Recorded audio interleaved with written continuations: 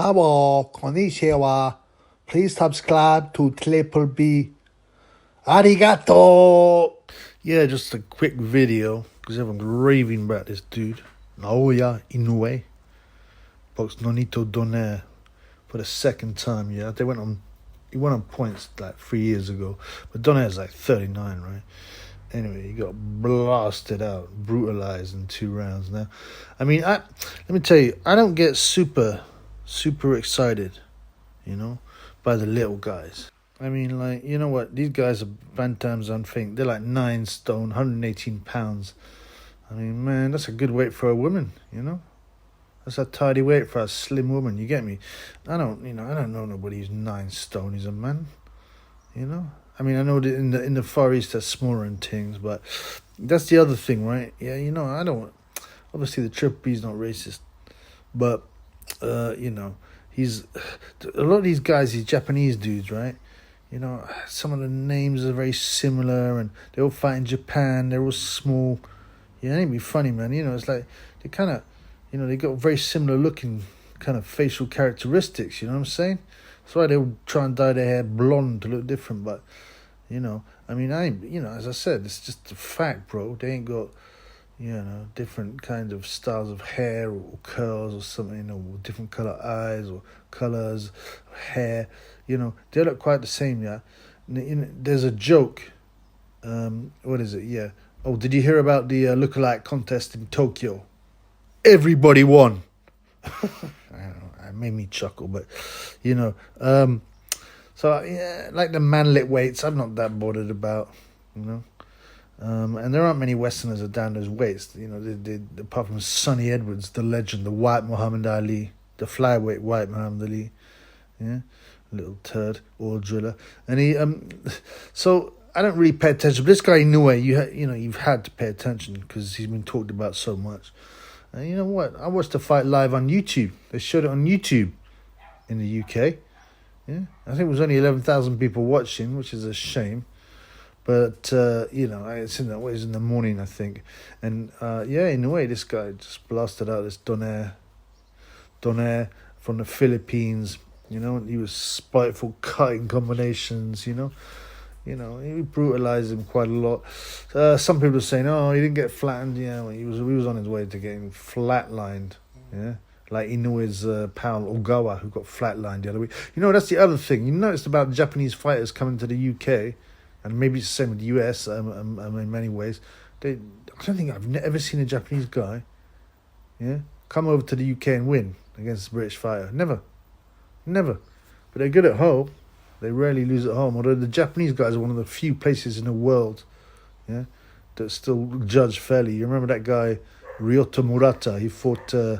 some American dude, I can't remember his name, but he was a no-hoper.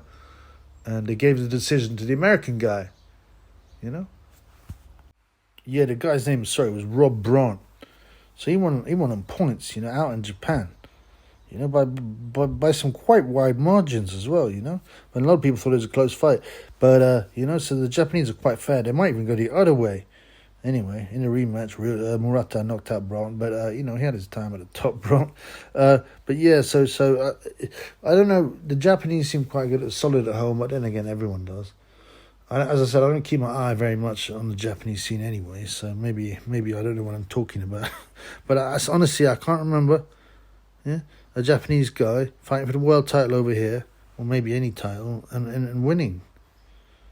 Can you guys? I mean, the other week, maybe I should have thought about that when I put 25 quid or whatever it was on the Japanese guy, Ogawa, to beat Cordina. He got flat lines, man.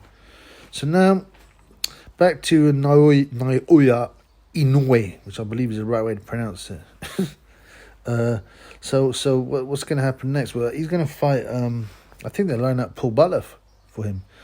Paul Butler, he won an upset decision against, it was a late replacement, whose name I can't remember, obviously, but it was a late replacement for Casemiro.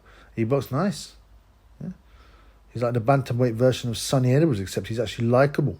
He's got a real hot redhead girlfriend, instead of the super middleweight girlfriend that Sonny lays on top of. So, Paul Butler, and he's in the twilight of his career. He's 35. I mean, it's for the undisputed title it'll be. And, Yeah, get the payday pull, you know. I think likely he'll have to go to Japan because Inoue is a big star, man. There's no reason for him to leave Japan. Yeah, and Butler will go over there. You know, he'll suffer from jet lag. He'll get flattened. You know, in the first couple of rounds, no doubt. You know, and maybe he'll be like Nazim Hamed, Billy Hardy. You know, that kind of thing. Boom, finished, one shot. But he deserves the pay. So good on him, man. You know, and I hope his nice ginger girlfriend isn't there ringside, man, to watch her boy get manhandled and sparked. But you know, I'm vaguely looking forward to that fight for what it's worth. Now, the other thing that's happened in boxing really is they announced a fight. Yeah, it's going to be Derek Chisora. Yeah? The man who has only won a third of his fights, probably less actually. 12. Hold on, hang on. Maybe it's a quarter.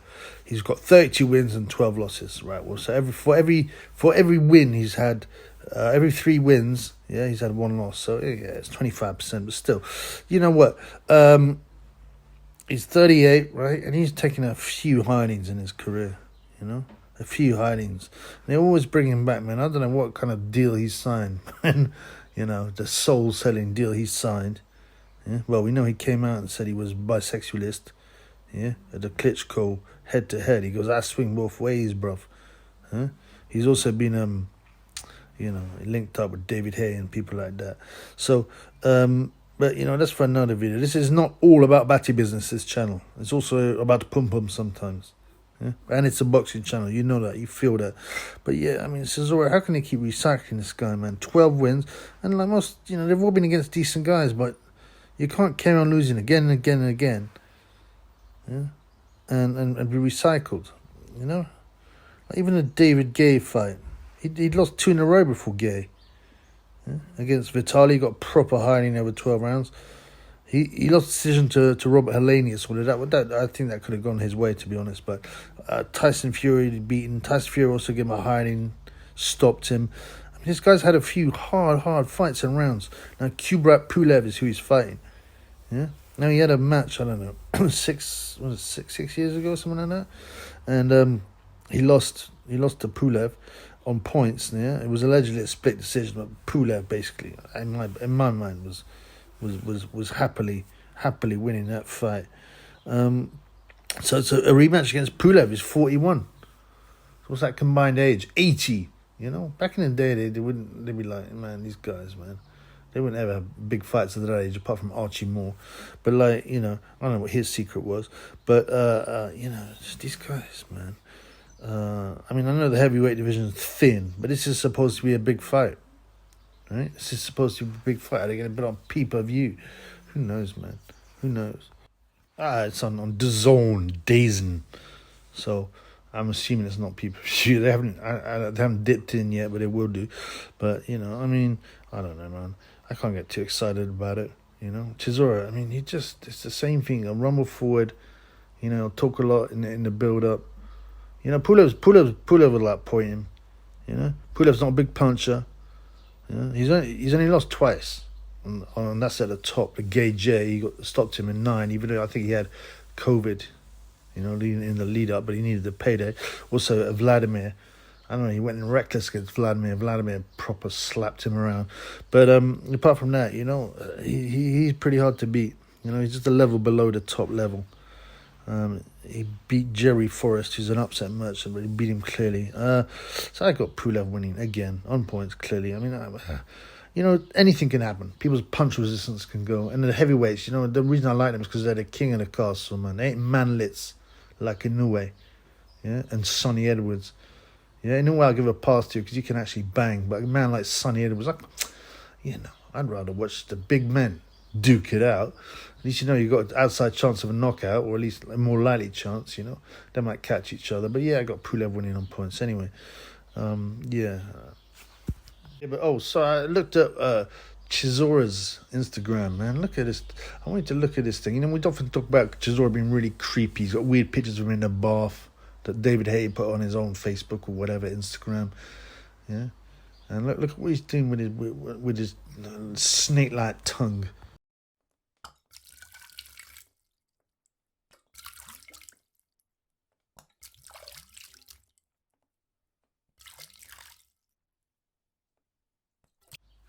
I mean, you can't tell me that's not creepy, yeah, and has shades of batty business about it. You can't tell me that.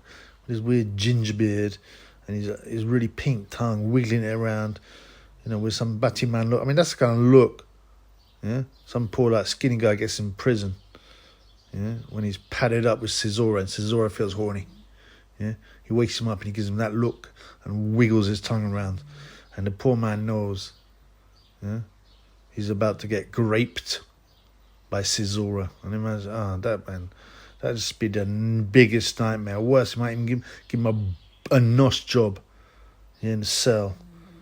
Yeah, and you know, imagine if you was like padded up with Chisora or Dillian White, man. I'd be scared. Believe that, man. Believe that. Anyway.